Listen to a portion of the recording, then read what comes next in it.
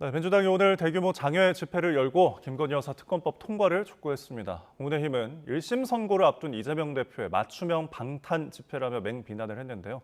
주요 전국 이슈들 조청래 전 여의도연구원 부원장, 김만흠 전 국회 입법조사처장 두 분 모시고 말씀 나눠보겠습니다. 어서 오십시오. 네, 안녕하세요. 안녕하십니까. 자, 이번 장외 집회 이야기부터 해보겠습니다. 이재명 대표를 비롯해서 지도부 소속 당원 지지자까지 대거 결집을 했습니다. 오늘 집회를 어떻게 보셨는지 먼저 평해 주실까요? 몇 명이 참여했던 형식이 어떻든 이 집회는 민주당이 총동원령을 내린 민주당의 정치 행사 일정일 뿐입니다. 그러니까 민주당 입장에서는 어떻게든지 불을 붙여 가지고 국민들을 자극해서 윤석열 정부에게 타격을 미치고 윤석열 정부를 무너뜨리겠다 이렇게 기도하는 모양인데요. 지금 11월은 사실은 이재명 대표 재판도 있는 사법 리스크가 극대화되는 시점 아닙니까? 그러니까 국민들도 이게 민주당의 행태를 좋게 보지 않죠. 지금 민주당은 사실 국회에 절대 다수를 점하고 있는 정당이기 때문에 민생, 경제, 안보 등 지금 엄중한 상황에 대해서 국회 일당으로서의 책임이 가볍지 않거든요. 그런데 이 책임을 방기하고 지금 정치 사건을 벌여서 대통령을 압박하겠다는 것만 드러내고 있기 때문에 이게 의미 있는 행사라고 보기 힘들고요. 제가 볼 때는 원내 절대 다수를 점하는 당으로서 윤석열 정부를 공격하는 그 논리 그대로 말입니다. 자기들을 좀 돌아보기를 바랍니다. 예를 들면 책임이라든가 공정이라든가 상식이라든가 그다음에 민주성, 법적 정의, 민생 등등을 돌아보는 게 더 필요하지 않나. 민주당에 대한 국민의 시선이 곱지 않거든요. 정당 지지율에서도 그대로 나타나지 않습니까? 알겠습니다. 자, 이재명 대표가 몰지성 혹은 주술이 국정을 흔든다 이런 발언도 했고, 그리고 지금 2016년 당시 이제 촛불혁명과 비교를 하면서 거론하기도 했습니다. 이거 어떻게 보시나요? 네, 2016년 촛불 관련은 이재명 대표가 거론하려면 할 겁니다. 이재명 대표가 당시 그때 연설을 계기로 해서 중앙무대에서 주목을 받았거든요. 그래서 거론할 만합니다. 그런데 오늘 애초에 행사는 조금 전에 주 부원장 얘기했다시피 민주당 행사로 주관하긴 했습니다.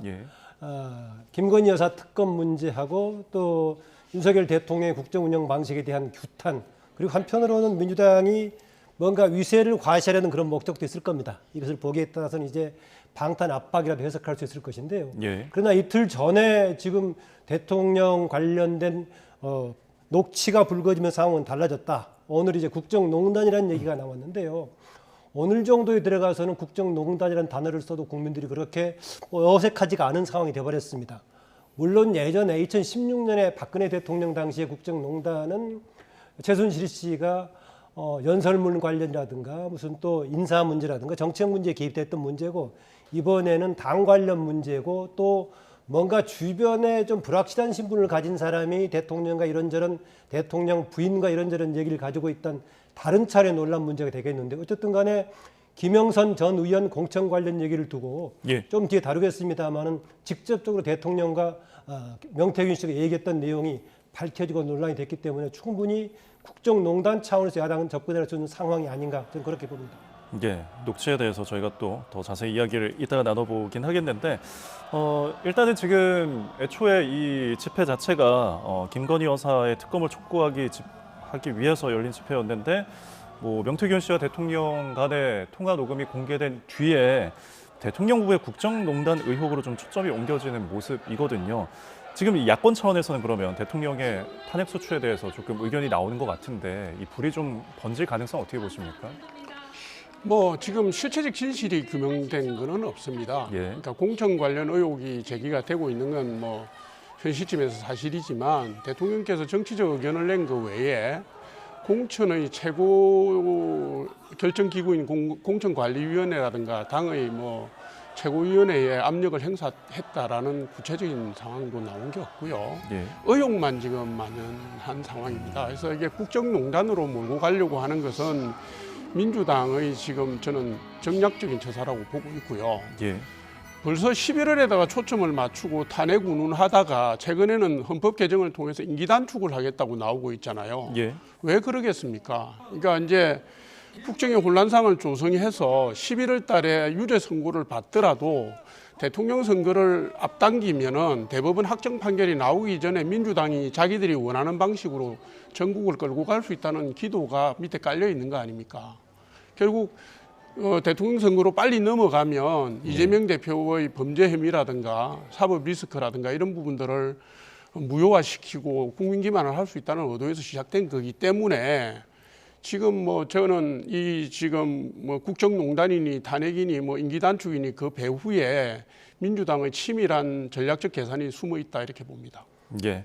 결국은 아직까지는 예. 공식적으로 탄핵은 꺼내지 않고 있는 것 같습니다. 내용상으로는 대통령의 퇴진까지 이런저런 사람이 얘기하고 있는데요. 예. 오늘 그 팻말 보다시피 대체로 특검을 강조하고 있고 대통령의 책임을 강조하고 있는 정도 수준이기 때문에요. 현재로서는 그렇고 있고 진행되는 과정은 모르겠습니다.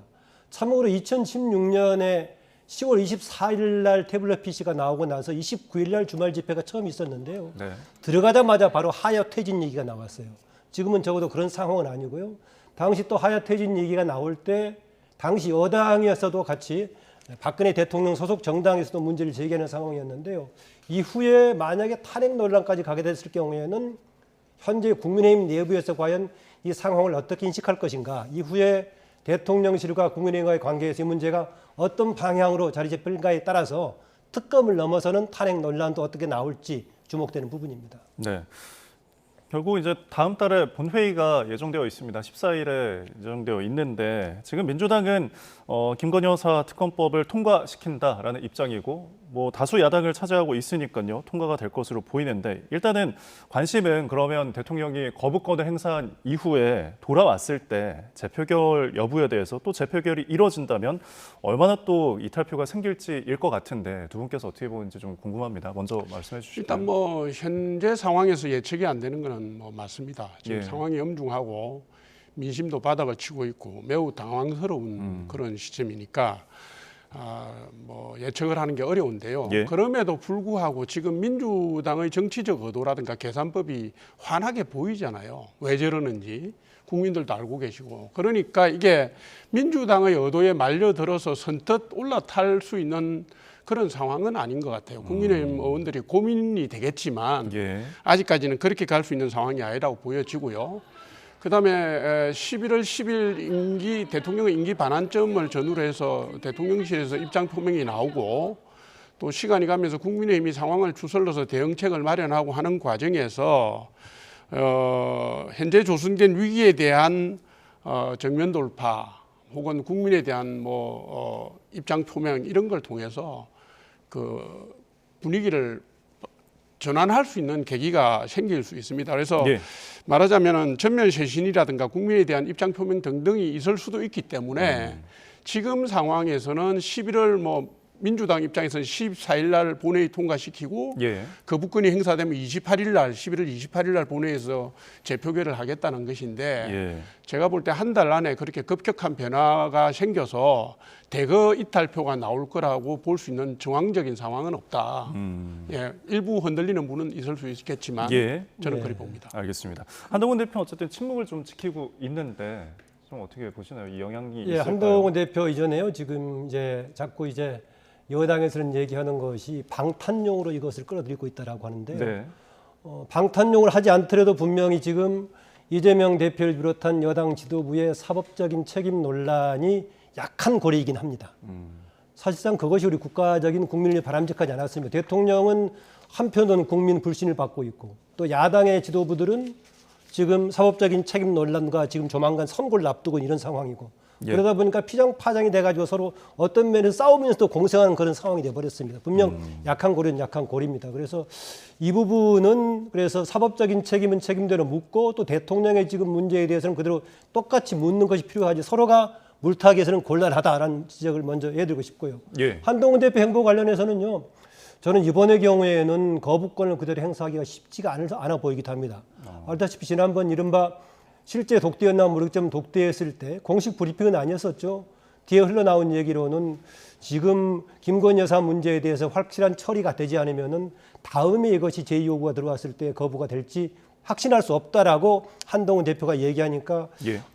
윤석열 대통령이 그건 국회에서 할 일이다라고 마땅치 않게 얘기했다는 얘기를 보면은요. 그렇고 더구나 그 이후에 이틀 전에 31일 날 이 문제까지 불거졌기 때문에 저는 이번의 경우는 오히려 특검 진행이 된다면은 대통령과 관련된 문제까지 포함돼서 사안이 확산될 소지가 있고 또 그다음에 제2호구 들어갔을 경우에 지난번에 4명 마지노 남았다고 했었는데 그것도 보장할 수 없다라고 봅니다. 예, 알겠습니다. 예측이 참 어려운 상황인 것 같긴 합니다. 자, 일단 여당으로서는 부담스러운 부분이 또 있는 게 대통령 지지율이 연일 최저치를 경신하는 것도 있습니다. 어제 한국갤럽의 정기 여론조사가 나왔는데 지지율 20%대가 무너져서 지금 그래픽을 보시면요. 긍정 19%, 부정이 72%입니다. 자, 아직은 녹취록 파장이 정확히 반영되지 않은 시점으로 보입니다. 이게 주 중에 이루어졌기 때문에 그러면 앞으로 더 내려갈 확률이 있는 게 아니냐라는 전망도 있는데 어떻게 보시나요? 뭐 명확한 위기인 거는 사실입니다. 예. 예. 이게 이제 한국갤럽 명태균 씨 녹취록을 민주당에서 공개한 게 10월 31일이거든요. 예. 그런데 한국갤럽이 지금 발표한 조사가 아마 29일부터 해서 31일 사이에 있었기 네. 때문에 일부 반영은 됐지만 네. 전면 반영은 안 됐다고 보고 그게 반영됐을 경우에 지지율이 더 내려갈 수 있다 이렇게 지적하는 분들이 있는 것 같아요. 예. 그 가능성에 대해서는 뭐 누구라도 부인은 할 수는 없는 상황인 건 맞습니다. 그러나 대개 여론조사 전문가들이 이 심리적 지지선을 20% 정도로 잡고 있어요. 네. 지금 이제 20%가 무너지니까 이게 난리가 난 겁니다. 1% 차이지만. 근데 20%가 무너지고 난 뒤에 대폭 무너질 정도의 수준인가 하는 문제는 한번 봐야 되거든요. 네. 이게 이제 예전의 사례들을 보면 이게 걷잡을 수 없는 위기가 왔을 경우에 3, 4%씩 빠지기도 합니다만은 지금 심리적 저지선 부분을 대폭 화해할 수준이라고 보기는 좀 힘들다 이렇게 보고 그다음 더더군다나 정당 지지도에서요. 예. 국민의힘 지지도가 아직도 민주당과 거의 동등한 수준이 나오고 있지 않습니까? 그러면 지금 유권자들 국민들께서 보수 세력 전반에 대해서 철퇴를 내린 상황은 아니기 때문에 네. 내려갈 경향적으로 내려갈 가능성을 부인할 수는 없지만 예. 꼭 그렇게 된다고 볼 수는 없고요. 그다음에 아까도 말씀드렸다시피 지금 전면적인 위기이기 때문에 당이든 대통령실이든 어떻게든 지금 자세 변화를 저는 할 거라고 봅니다. 그 가운데서 반등의 포인트를 잡아낼 거고요. 서서히 회복하는 수순에 갈 수도 있다. 이 점 말씀드립니다. 예.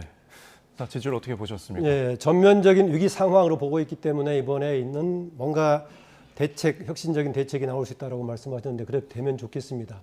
그런데 아시다시피 대통령이 취임한 한 달 반 뒤부터 지금 오히려 긍정적인 평가보다 부정적인 평가가 훨씬 높았던 상황이 2년 이상 지속되고 있고요. 지금 20%대 초반 왔다 갔다 하는 상황이 지난 총선에서 패배한 이후에 계속되고 있는 거 아니겠습니까?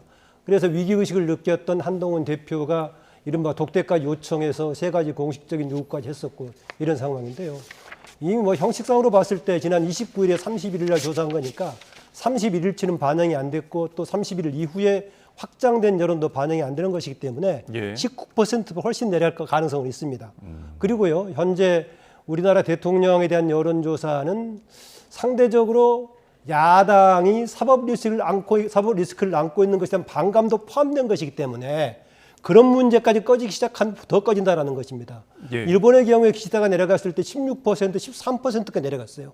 상대의 문제가 없을 경우인데 그런 점에서는 그동안에 사법 리스크에 맞대응했던 정도의 뭔가 봐주는 반사 요인까지 같이 있었지만은 무너지기 시작하면 끝이 없을 것이다. 대신 지금 나오고 있는 윤석열 대통령의 반응이 그동안하고 다른 어떤 새로운 대책이 가능할까?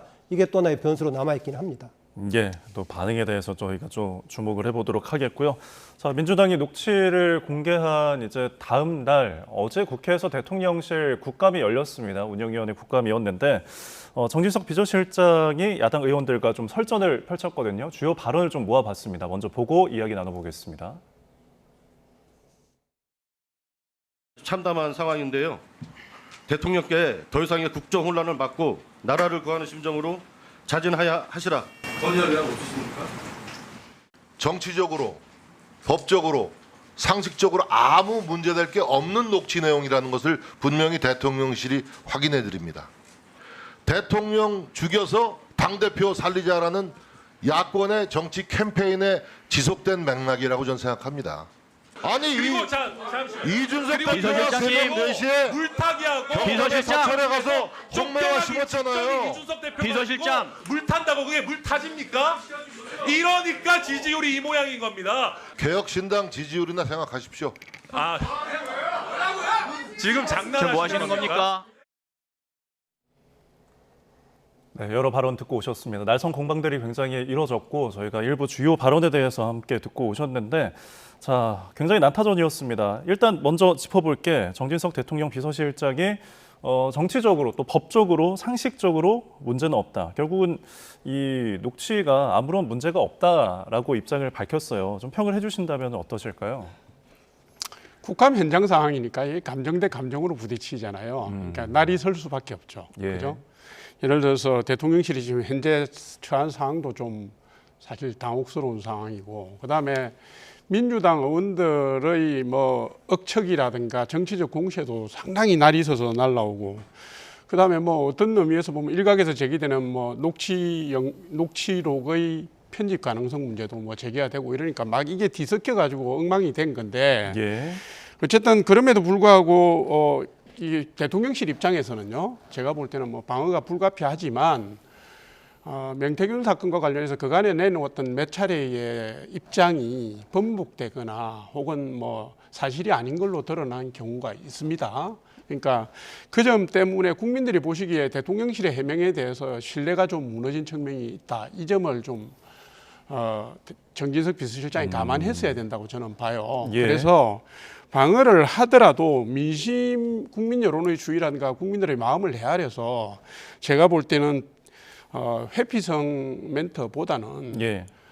좀 진정성이 담긴 진중한 대응 내지는 뭐 국민들에 대해서 그간에 잘못된 해명이 불러왔던 혼란에 대한 사과 이런 부분들이 깔린 상황에서 예. 진중한 방어 논리를 폈으면 좋지 않겠나 하는 아쉬움이 있습니다. 네, 방어 전략의 아쉬움을 좀 짚어주셨는데요. 어떻게 보셨나요? 그동안의 대통령실의 여러 가지 대응책들을 보면 항상 뭐 적절하지 못했습니다. 대응해야 될 때 하지 않고 한참 있다가 일을 키운다든가, 예. 최근에 이번 관련해서는 오빠 관련 논란이라든가 전반적인 발언에 대해서 대통령과 명태균 씨의 교류는 경선 이후에 없었다라고 얘기했었는데 지금 드러난 거 아니겠습니까? 그런데 어제 하루 만에 나왔기 때문에 좀 치밀한 준비는 안 돼서 나왔고 5선까지 했던 국회의원 출신의 정진석 실장이기 때문에 정치적 상황에 따라 적절하게 대응 능력을 발휘할 거다라고 나왔었는데요. 예. 충분한 준비는 안 된 것 같습니다. 예컨대 정치적, 법적, 뭐 상식적으로 아무런 책임이 없다라고 했었는데 이미 당장 정치적으로 타격을 받고 있지 않습니까? 법적으로 논란의 여지가 남아 있는 상황 같고요. 그 다음에 상식, 비상식 문제는요. 아주 그동안의 비상식이라는 용어를 설명해 주는 게 누구였느냐? 한동훈 대표가 국민의 눈높이라고 자꾸 얘기했지 않습니까? 예. 그게 봤을 때 그동안의 대통령실의 대응들이 국민의 눈높이에 맞지 않았다는 말은 상식적으로 맞지 않는 일이었다는 거에서 이번의 경우도 대통령이 명태균 씨하고 특정인에 대한 공천 문제 이렇게 얘기하고요.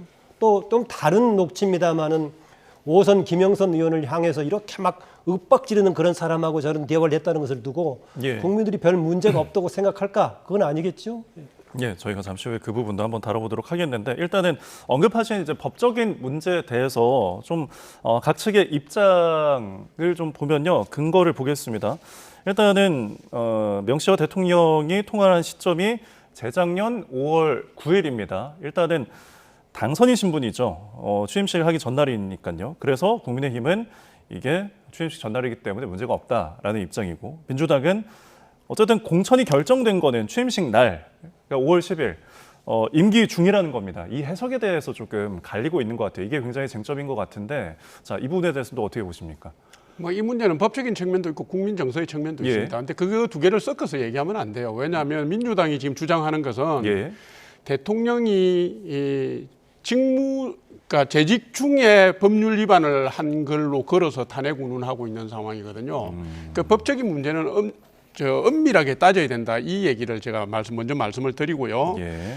그러니까 민주당이 공개한 시점이 대통령 취임 하루 전날 아닙니까? 그럼 당선인 신분인데 당선인의 법적인 위상에 대한 부분들이 규정이 없습니다. 오히려 인수위법에는 인수위원이나 인수위원장, 부위원장은 공무원에 준하는 걸로 되어 있지만 대통령 당선인은 민간인 신분이거든요. 그러니까 공직선거법 위반을 적용하기가 힘듭니다. 그래서 엄밀하게 가야 되고요. 이게 네. 이제 법적 차원에서 얘기를 하는 것을 국민 정서 차원에서 보면 뭔가 어긋나게 보입니다. 그죠? 그래서 이걸 두 개를 섞어서 가면 안 되고요. 이게 이제 그 과정에서 아까도 얘기했지만 녹취록 편집 부분이라든가 또 혹은 5월 9일 날 공관위 언급 외에 실제로 공관위원에게 의사를 전달했는지 혹은 최고위원회의 결정에 관여했는지는 밝혀진 게 없습니다. 의혹 수준이기 때문에 예. 이게 법적인 논란으로까지 연결해서 민주당에 과하게 공세를 할 사안은 아니다. 저는 이렇게 봅니다. 네, 법적인 정서적인 구분이 필요하다는 입장이신데요. 법적인 논란까지 가다 보니까 일정하게 이 얘기를 하는 분들은 혹시 법적인 책임이 있지 않을까라는 가능성을 두고 얘기하는 거여서요. 사실상 전략적으로 그렇게 좋은 전략은 아닙니다. 예. 법적인 공무원의 신분분들은요. 만약에 이게 이후에 탄핵의 사유까지 갔을 경우에는 대통령 직무기관이 아니다. 이런 차원에서는 이제 공무원이 아니었다는 얘기를 할 수는 있을 것입니다. 예. 그러나 정당법이라든가 공직선거법에서는요. 구체적으로 공무원이 아니라고 하더라도 뭔가 지명령 계통에 있을 만한 지위를 가지고 지 감독책에 있을 경우에 선거 경쟁을 방해했을 경우에는 죄가 될 수 있기 때문에 만약에 그런 것이 이행이 됐다면 위법 사유가 되긴 하는데 다만 조금 전에 조 부원장 얘기했다시피 그게 직무기간 동안에 한 것이냐 이 부분은 혹시 이후에 탄핵을 따질 때 논란의 소지는 좀 있어 보이긴 합니다. 그러나 5월 9일이 아닌 다른 기간 때 추가적인 자료가 나와버린다면 어떻게 하겠습니까? 아직까지 거기까지 나오지 않고 있는데 예. 남은 자료들이 있기 때문에 혹시 5월 9일이 아닌 문제까지 불거져 버린다면은 주로 지금 여당 쪽에서 항변했던 공식적으로 직을 출범하기 전이다라고 얘기하는 것도 무너질 가능성도 있습니다. 예. 그리고 저희가 방금 봤던 이제 발언들 중에서 이 부분도 짚어보겠습니다. 천하람 의원과 전진석 실장의 공방 보셨는데 여기서 일단은 이준석 의원이 이제 당시에 그 국민의힘 대표였으니까 좀 책임이 있다라고 합니다. 좀 떠넘기는 모습을 보이는 것 같은데 해명과 주체를 좀 떠넘기는 모습에 대해서 어떻게 보셨습니까?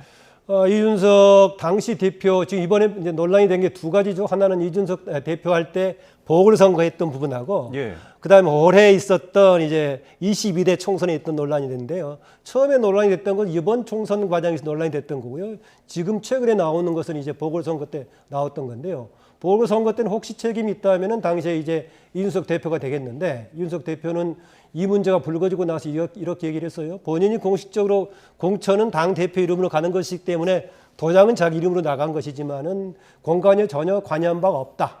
그러면서 본인이 만약에 의지를 발휘해서 공천하려고 했다면은 오히려 제대될 가능성도 있었다. 이런 뉘앙스를 좀 풍기고 있어요. 그런데 조금 달라진 것은요. 이전에는 거기에 김영선 후보 한 사람만 낙점이 돼 있는 상황이었기 때문에 예. 누구를 주고 말고 할 사람이 없었다라고 얘기했었는데요. 어제 인터뷰한 발언을 보니까 두 사람이 경합을 벌이고 있었는데 자기가 아는 방송가들을 통해서 알았던 사람은 다른 쪽을 응원했었고 예. 명태균 씨는 오히려 지금 김영선 전 의원을 지원했었다라고 얘기해서 이전에 이준석 대표가 얘기했던 내용은 조금 달라지는 그런 면은 있습니다. 자, 그리고 또 이 천하람 의원과 공방을 벌일 때 자, 개혁신당 지지율이나 생각하라는 발언이 있었습니다. 이 부분은 또 어떻게 보셨나요? 적절했다고 보시나요? 그게 말이 나온 맥락은 이렇습니다. 천하람 의원이 계속 자극을 하면서 그러니까 지지율이 이 모양이지 않냐 소리를 반복적으로 한 걸로 제가 알고 있습니다. 그러면 아무리 그렇지만 대통령 비서실장도 사람 아닙니까? 그런 식으로 자극을 하고 도발을 하면 계속 밀려서 갈 수는 없잖아요. 그리고 더더군다나 이게 명태균 씨 사건과 관련된 핵심 당사자 중에 이준석 의원과 개혁신당이 자리 잡고 있습니다. 이번에 올해 총선과 관련해서 실불사에서 홍매시고 한 건 사실 아닙니까? 그 바쁜 선거운동 기간에 그 밤에 찾아가서 만난 것도 사실이고요. 그리고 언론을 통해서 다 확인되고 있습니다만 이준석 의원과 명태균 씨 사이도 일반적인 관계는 아니었고요.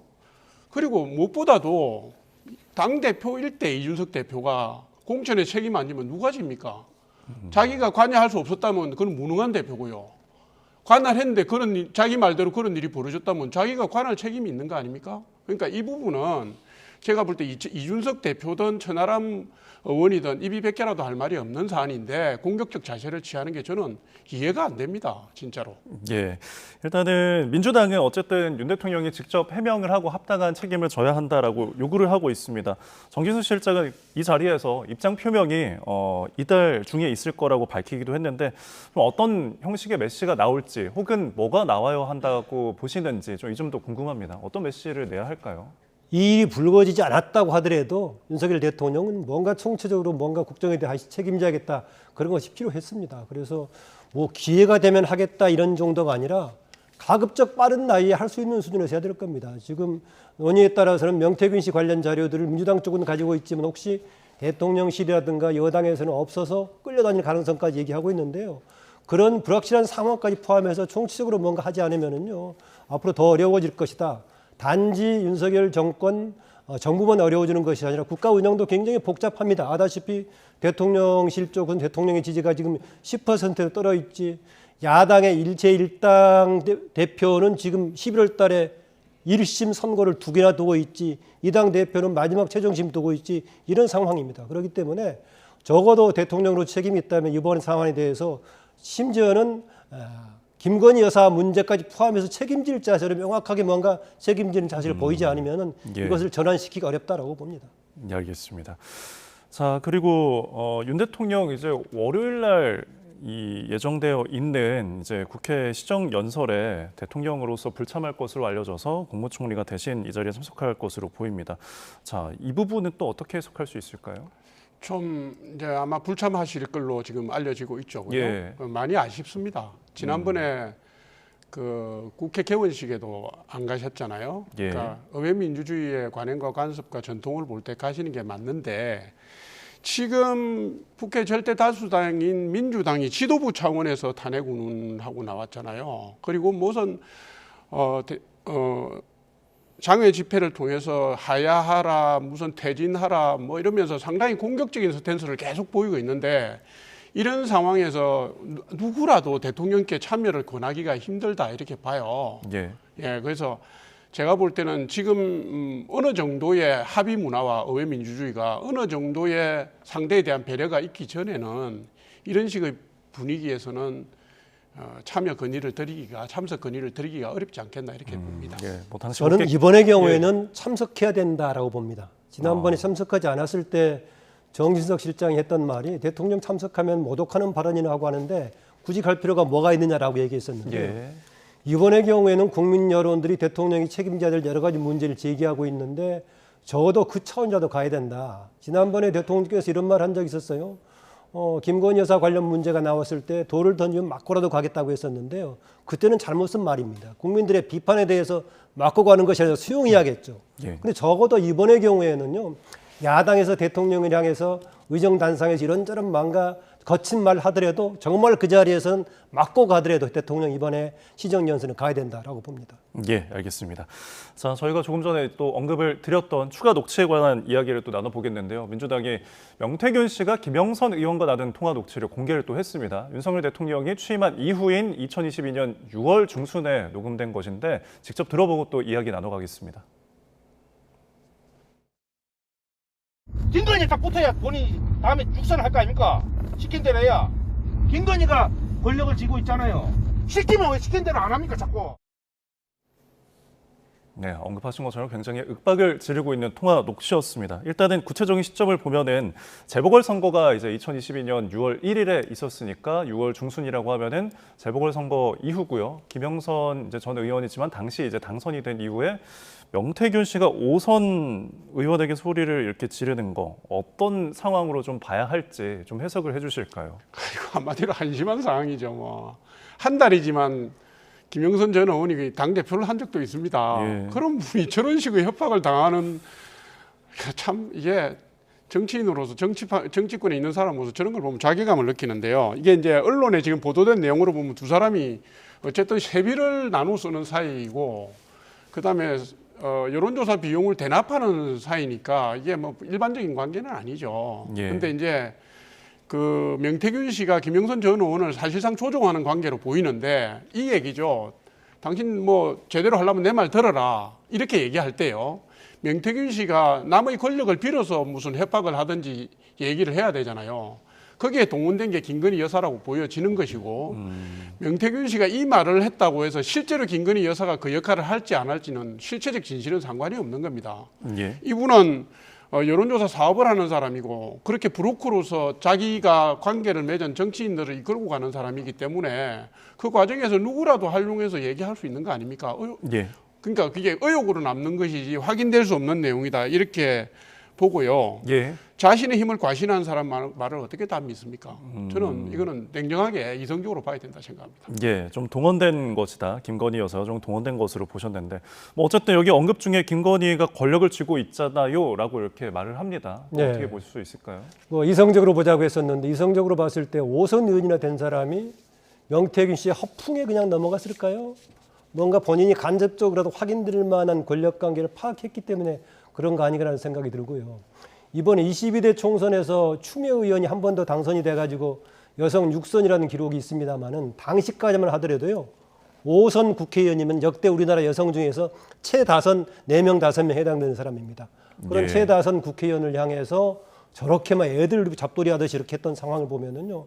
이게 두 사람과의 관계뿐만이 아니라 이번 대통령실라도 간접적으로나마 뭔가 위계 질서가 좀 이상하게 돼버린 이런 것까지 반영한 듯 해가지고 두 사람 간의 관계뿐만 아니라 같이 녹취가 맞물려 가면서 지금 전국에 간의 신뢰를 더 떨어뜨리는 상황이 되고 있지 않나 그렇게 예, 봅니다. 알겠습니다. 앞으로도 녹취는 많이 있다라는 민주당의 주장도 있는데 어떤 수준일지 저희가 또 지켜보도록 하겠고요. 오늘 여기서 이야기 마무리하겠습니다. 지금까지 조청래 전 여의도연구원 부원장, 김만흠 전 국회 입법조사처장과 함께 이야기 나눠봤습니다. 오늘 말씀 고맙습니다.